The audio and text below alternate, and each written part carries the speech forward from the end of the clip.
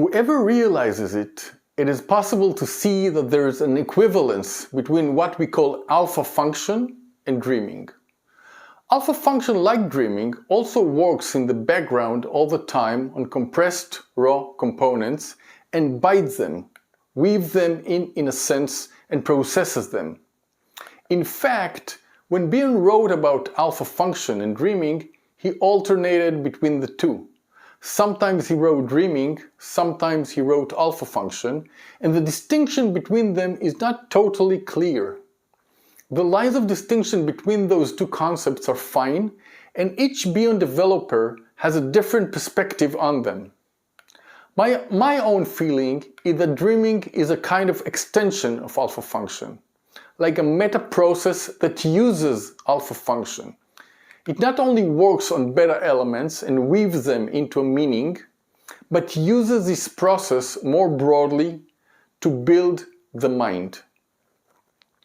One of the things that dreaming generates, according to Bion, is correct separations and correct connections between those separations within the mind. For example, it builds a separation between the conscious and the unconscious. Bion writes that dreaming uses alpha function to generate alpha elements, and that alpha elements constitute a semi-permeable barrier that separates the conscious and the unconscious, and at the same time facilitates correct communication between those two parts. In that sense, dreaming somehow designs and builds the mind as if it were kneading the mind, until achieving a mind where there are communication possibilities which did not exist until now. I like to think about dreaming as something that simultaneously generates distinctions between different surfaces, between different parts, while at the same time it generates a metabolism, a correct circulation between those facets. I think of it as a building in which there is an elevator.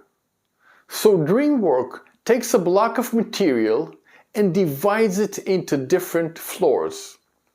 And it is also a process that generates circulation between the different floors, the circulation and transfer of information between the different floors.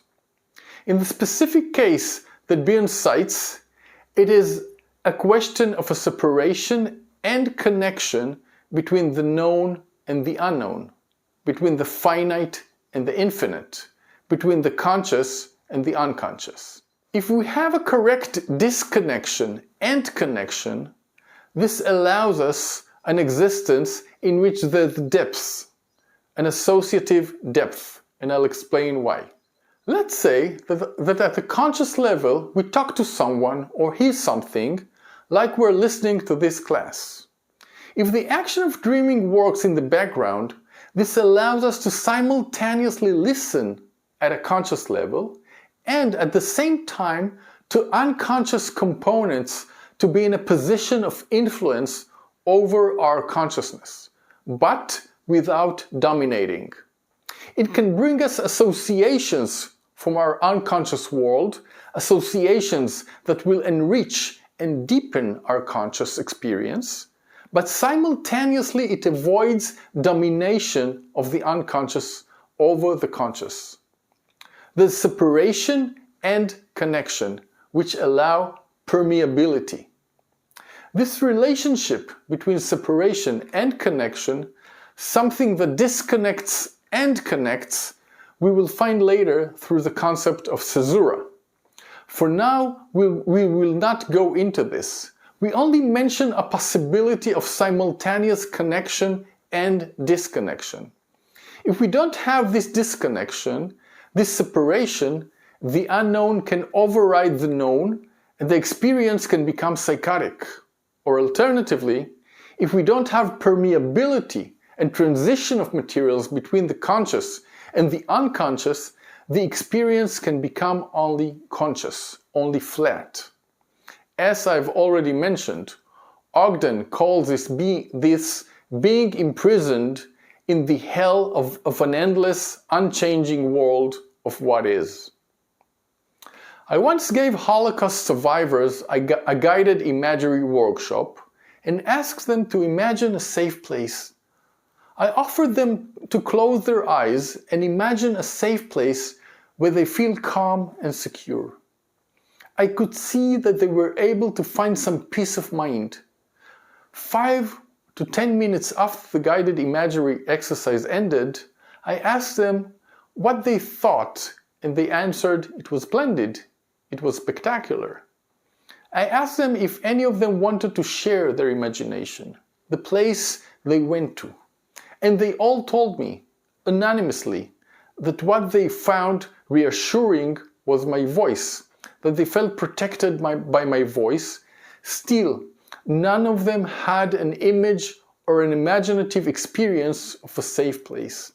They were locked up to a certain level, only on a level of conscious survival, where there were no possibilities for the imagination to enrich things. I want to explain it in another way. Ogden, as has been mentioned, claims that dreaming is an unconscious psychological process. For Ogden, we have multiple phases of processing. If Ogden were to talk about containment, what it is, he would say that containment is a multi-level action that processes materials, contains them, processes them. In Ogden's view, the deepest level of processing is dreaming. On top of this level, over this deep level of processing, there are higher levels that are less deep. For example, the phase called Reverie. As we said, Reverie is an associative mode, a twilight world that within it we become liquid and associative. We are exposed a little bit to a world beyond. The Reverie phase is a little higher than dreaming. Dreaming is entirely on an unconscious level. In Reverie, there are already buds of awareness, buds of representation. And on top of this level, there's a level of conscious thought or secondary processes. It is something more cognitive and more conscious. So dreaming is deepest. Reverie, in the language of the first class in which we spoke of O evolutions beginning to reach the K plane, is on a plane that can be reached. Reverie is at the limit where the evolutions begin to reach a place where they can be represented. They are between the unknown and the known.